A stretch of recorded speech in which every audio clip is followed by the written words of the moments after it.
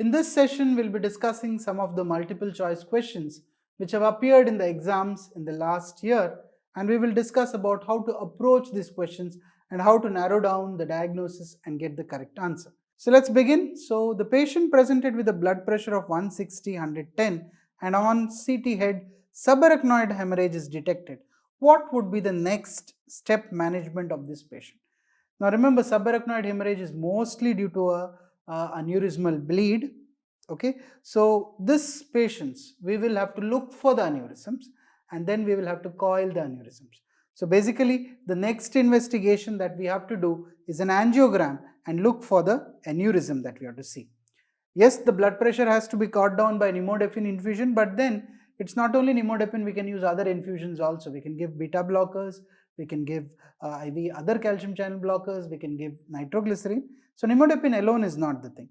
Surgical intervention with the modern methods of angiography, unless we find that the aneurysm is not in a coilable or a really huge aneurysm, only then we go for surgical intervention. But otherwise, a conventional angiography with an aneurysm finding, you can coil that. So the most best option here is the detection of an aneurysm there, and you can do it by doing a conventional angiography. So that's the answer here.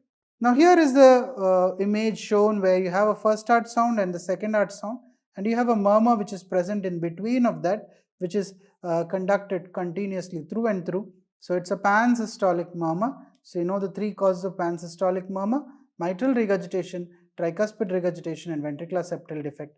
So the answer here is mitral regurgitation. In aortic stenosis, you get an ejection systolic murmur here. In mitral stenosis, you get a mid-diastolic murmur with the presystolic accentuation, and in aortic regurgitation, you get a early diastolic murmur. A patient comes with chest pain radiating to the interscapular region, and when you check the blood pressure in the left arm, it is very high and the right arm is low. So there is anisospigmia. So something has happened between the right arm and the left arm. And you see the chest x-ray, there is a widening of the mediastinum. So there is a collection that's happening in the mediastinum. This is a very characteristic feature of an aortic dissection. So aortic dissection, if it happens after the subclavian is given, the right upper limb blood pressure will be normal, left upper limb blood pressure will be increased, and you will have a widening of the mediastinum. This is an emergency that you see. In pulmonary embolism, you won't have a change in blood pressure. Generally, you have a hypotension. Same with myocardial infarction. Tachyarthrosis arteritis, generally the pulses are feeble, the blood pressure may not be recorded. So answer here is aortic dissection. A 60-year-old man with history of smoking comes with the pain in the right arm. There is also evidence of ptosis and Horner syndrome, and this is the X-ray image seen. So ptosis, Horner syndrome in an old male who is a smoker, your diagnosis has to be a bronchogenic carcinoma, and ptosis and Horner syndrome come in a particular type of bronchogenic carcinoma called as the Pancoast tumor, otherwise called as the superior sulcal tumor. So if you see the X-ray here, you're finding a opacity in the upper zone here, which is causing some rib erosion. So that is the classical superior sulcus tumor, and the answer here is Pancoast tumor. Right upper lobe pneumonia will be a feature which is a homogeneous opacity in the entire, will not have Horner's and ptosis. Aspergilloma will have a cavity with a fungus ball, that's not you're seeing here. SVC obstruction will not have ptosis and Horner's, it will have a non-pulsatile JVP and flushing of the face. So the answer here is Pancoast tumor C. You have a 10-year-old boy who has come with features of severe dehydration, nausea and vomiting, and you see the sugar, urine sugar is 3+, RBS is very high, and there is severe acidosis, metabolic acidosis. Now, what is the treatment guideline? So there is severe dehydration in a pediatric with diabetic ketosis, possibly diabetic ketoacidosis. Ketones, we don't have the report here. So very important, you will have to start the patient on fluids. And what is the rate of fluid that we are going to start? 10 ml per kg per hour. So fluid resuscitation is first, and once the fluid resuscitation is achieved, then you start on insulin. So insulin has to be started after fluid resuscitation. So the answer for this is B. So you start with 10 units of 10 ml per kg IV fluids bolus you are giving, and then continue the fluid for an hour, and then you check the sugar again and then start insulin. Not insulin first, fluid later. Fluid first and then insulin is what we give. 65-year-old man comes with history of alcohol intake. He's on aspirin and he has epigastric pain in the abdomen there, and there is a hematemesis and melena that is seen here. So what is the diagnosis that you're suspecting here? So patient has aspirin, so possibly he has a peptic ulcer disease. So the diagnosis we are suspecting is peptic ulcer disease. What is Mallory's tear? It's a longitudinal tear that is seen at the gastroesophageal junction. Variceal bleeding seen with liver disease patients. Boerhaave syndrome. Boerhaave syndrome is where you have a spontaneous rupture due to retching, severe retching. So here there is aspirin and there is an alcoholic, melena is there, hematemesis is there, possibly the diagnosis is peptic ulcer disease. That's the most common. Patient who has been surgically pituitary tumor is removed, and now the patient has polyuria and a high serum osmolality. So it's something like a diabetes insipidus that has happened. Usually it is transient. So we will have to give them desmopressin for a short duration, maybe 2 weeks, and observe, not for lifelong. Okay, desmopressin lifelong is may not be indicated, it is a short duration only. So the answer is for 2 weeks we can give desmopressin. So here we have a lady with anemia who has fatigue and gum hyperplasia, and if you see a peripheral smear, you are seeing myeloblast. So it's an acute leukemia, AML, and gum hyperplasia is classically seen in M4, M5. So gum hyperplasia, very characteristic in M4, M5, and you should know that the translocation in M4, M5 is translocation 15, 17. So that's why we get this finding. HIV patient, CD4 of 100, presented with skin lesions. You can see that there are disseminated skin lesions which you are seeing in all the parts here, and nodular lesions in the face, in the trunk, and you find that the CD4 count is less than 100. When the CD4 count is less than 100, the infection that has to come to your mind is Cryptococcus, Mycobacterium avium cellulare that could be there, or else you could have Kaposi sarcomas. Also, you could have disseminated candidiasis. Such things can come. So when you have a low CD4 count, the diagnosis is a disseminated cryptococcosis. That's what you see. Alcoholic patient presents with swollen first metatarsophalegeal joint. That's a classical feature of a gout, isn't it? Alcohol precipitates. Aspiration shows more than 2000 cells. There is no history of travel, diarrhea, dysuria, sexual contact. This is to rule out the reactive arthritis. The uric acid levels are normal. So please remember, acute gout, the uric acid levels are not elevated. So the diagnosis for us is an acute gouty arthritis. It is not septic arthritis, reactive arthritis, pseudoarthritis, because there is no history suggestive of such things. So here we have an acute gout which has to be treated with colchicine, analgesics, and rest. 50-year-old becomes unconscious, and when you see in the casualty, you find the temperature is 105, decreased skin turgor. Which of the following will not be seen? So it's a condition where you have a hyperthermia. So very important, to develop hyperthermia, the sweating should have been absent. So you will never find sweating. Hypotension, red hot skin, and tachypnea can be seen, but sweating will never be seen in this condition. Okay, like heat stroke. 25-year-old lady does not talk, sits alone looking at the sky. Autopsy reveals that she has Lewy bodies in the hippocampal region. So it's a young lady here. So what is the possible diagnosis? Why this young lady, the autopsy showing Lewy bodies in the hippocampus? So is it dementia with Lewy bodies? Is it Huntington's disease? Is it Alzheimer's dementia? Is it Parkinson's disease? So in the hippocampus region only you are finding Lewy bodies. So possibly we are dealing with Parkinson's disease. So that is our diagnosis. The wife complains that the husband is not taking interest in daily activities, and when you examine you find tremors and rigidity. What is the diagnosis? You know the diagnosis is Parkinson's disease, and then you know the site of lesion in Parkinson's disease is in the substantia nigra. So the basal ganglia is the answer.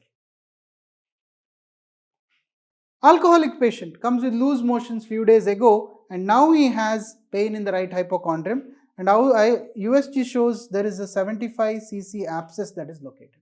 So there is a liver abscess that is there. possibly an pyogenic or amoebic liver abscess. How do you treat this? So it's not a big abscess, it's a single abscess. So always we start with medical management. You would start them on metronidazole plus or minus ciprofloxacin or any other antibiotic and observe the patient. Unless the abscess is multiple or really big, then maybe we require to do a surgical management. So medical management is the first therapy. Here we have an HIV patient who has a CD4 count of 150 cells and chest x-ray shows mediastinal lymph nodes, there is infiltration, there is hepatosplenomegaly. Bone marrow examination of this patient will show what? Now HIV patients immunosuppressed, so you know the immunosuppressive organism which produces hepatosplenomegaly with mediastinal lymph nodopathy is histoplasmosis. Pneumocystis will never produce hepatosplenomegaly. It will never produce mediastinal lymphadenopathy may be small. Leishmaniasis is not common in HIV and toxoplasmosis does not cause lung infiltrates. It causes brain hepatosplenomegaly.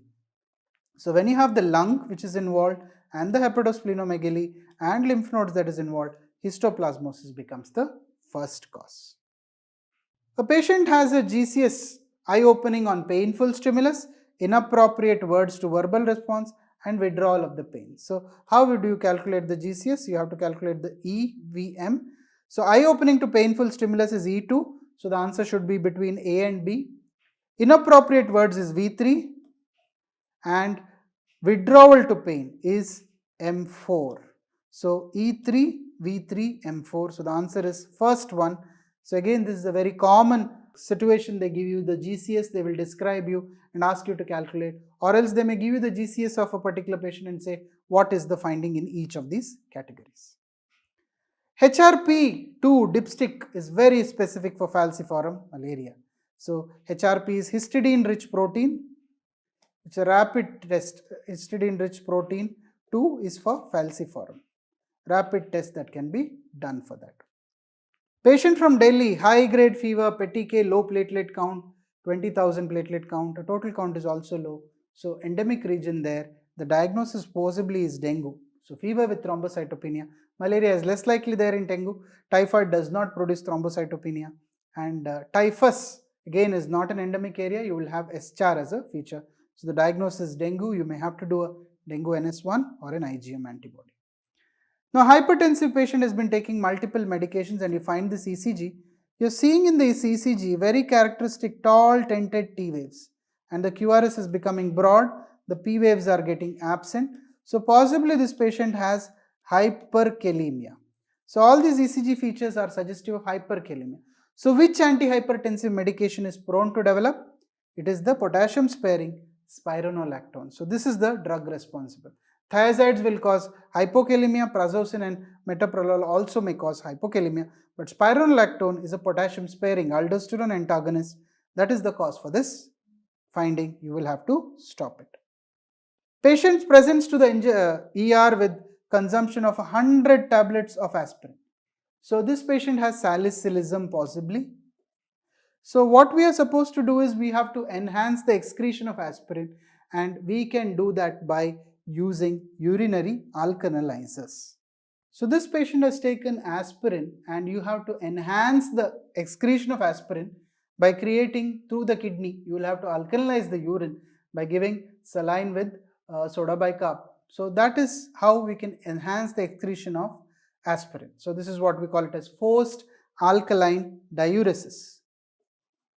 So this is used for the treatment of NSAIDs. You give forced alkaline diuresis.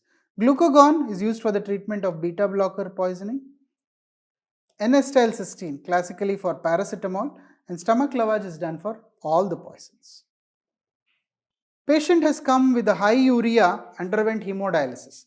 Post that he has developed seizures and altered mental status. So you know this patient was in uremic encephalopathy and you have done the dialysis. Now how do we prevent this seizure or once the seizure happens? That's because of cerebral edema. Now in patients with post-dialysis cerebral edema, the drug of choice that you are supposed to use is mannitol. So mannitol is the drug of choice. Furosemide and bumetanide may not be useful when the patient is on CKD with a low EGFR. Mannitol is a drug of choice to reduce the cerebral edema. 25-year-old lady who has a neck swelling and tremors and palpitations. She has asthma, but the blood pressure is so high. Blood pressure is 180 by 110. ECG shows atrial fibrillation. What is the next step? So she has hyperthyroidism and she has atrial fibrillation. She has tachycardia and the BP is high. Now the problem is asthma. So asthma is there, you can't give beta blockers. So esmolol and propranolol cannot be given. Propyl thiouracil will be just useful for the treatment of the thyroid. It will not decrease the peripheral symptoms. So the drug of choice for the atrial fibrillation we have to give is diltiazem. The non-hydrodihydropene calcium channel blockers like diltiazem or verapamil can be given. Patient comes with fatigue and there is a mid-diastolic murmur and a prominent A wave. Now, prominent A wave in the JVP, mid-diastolic murmur. Mid-diastolic murmur, most important cause is MS, tricuspid stenosis, Austin Flint murmur. There could be a Carey-Coombs murmur. There could be a ball wall thrombus. There could be a cor triatriatum. There could be a left atrial myxoma. A wave prominent could be seen in case of pulmonary stenosis, pulmonary hypertension, tricuspid stenosis, and sometimes in tricuspid regurgitation also. What happens to the A wave in case of mitral stenosis? A wave is absent because of atrial fibrillation. So prominent A wave and prominent MDM. So that combination is occurring in only this combination, that is tricuspid stenosis. So the answer is tricuspid stenosis. MS, A wave may be absent. TR, you get a CV wave classically, and AR, you will not have JVP changes. Child presents with fever and there are meningeal signs that you are seeing here. CSF is showing a polymorphonuclear cells and low sugar and increased protein. So it's a young child who has neutrophilic CSF with low sugar, high protein. So this is a meningitis. So what type of meningitis is this? This is an acute pyogenic meningitis. Viral, fungal and tubercular, the cells will be lymphocytic. Whereas here it is a neutrophilic, it is a pyogenic meningitis. Q-SOFA. In sepsis, we use Q-SOFA. So what are the three parameters that we are going to look for? We are going to look for the sensorium, we are going to look for the respiratory rate, and we are going to look for the SBP. So SBP, GCS and respiratory rate. These are the three important features that we are going to look for in a patient with Q-SOFA. Test for diagnosis of herpes simplex viral encephalitis. So you are suspecting HSV. So what is the specific thing that you can do? Is you can do a herpes HSV PCR. That's a specific test you can do from the CSF and you can get the actual organism. So that's a specific test that we do for herpes simplex. A cement factory worker using heavy machinery jobs and paint complains of developing white fingers. Now, white fingers is possibly due to what? Is it due to asbestosis, is it due to silicosis, paint and chemical, or vibration? Now, remember, this heavy machinery jobs are usually associated with vibrating tools, and that is the cause for developing white fingers. Okay, white fingers is because of some sort of a Raynaud sort of feature may be there, which is classically associated with vibrating tools. So the cause here is vibration. Here we have a 31-year-old chronic Hep B antigen positive with a viral load of 105 copies, a doubling of SGPT. So this patient has an active multiplying viral hepatitis. This patient has to be started on treatment, and the best treatment that we have here in this patient is tenofovir. So you start them on tenofovir and it is to be given for at least 48 weeks. So tenofovir is the drug of choice that we would start them on younger patients. Clonarchus sinensis causes which cancer? So this is the fluke. Okay, so fluke, that is there, fluke worm. So usually it is associated with cancers of the biliary tract. So biliary tract cancers are classically seen with Clonarchus sinensis. Urinary bladder cancer is commonly seen with schistosomiasis. Stomach cancer is classically seen with H. pylori. So Clonarchus sinensis generally produces biliary tract cholangiocarcinomas. That's what we see. Students, in this session we discussed some of the common multiple choice questions which have appeared in the exams last year. We have discussed the approach for these and how to narrow down the diagnosis and how to specifically put the mark on which option. Hope this session was clear. Thank you.